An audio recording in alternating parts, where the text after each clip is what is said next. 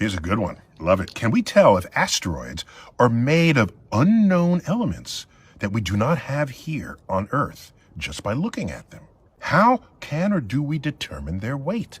Okay, so just to be pedantic here, anything floating in space is weightless. So you're really asking, how do we determine its mass? And we don't have an easy way other than inferring its mass based on the material we think it's made of. And if it's made of rock, we have a sense of what the density of rock is. We know how big the object is. You multiply the size by the volume by the density, you get the mass. It's simple math and physics there. So what else? How do we know what it's made of? You can detect how it reflects light.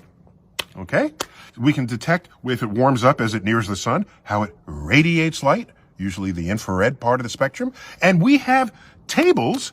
When I say we have record data of how different materials will reflect sunlight and how different materials will radiate once they are warmed. And then we compare them. And when they match up, we say, yep, that asteroid has iron in it, or that has nickel, or that has this kind of silicate rock, or that has some water in it. All right. And so we can make these inferences from those data.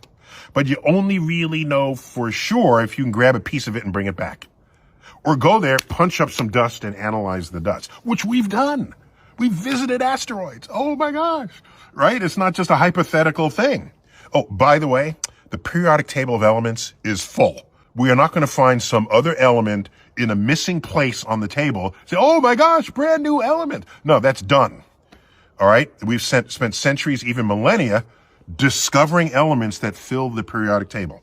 Whatever we find, it's going to be something that we already know exists on that table. Yes, science works that way. There are times when you completely know something. That's a good thing.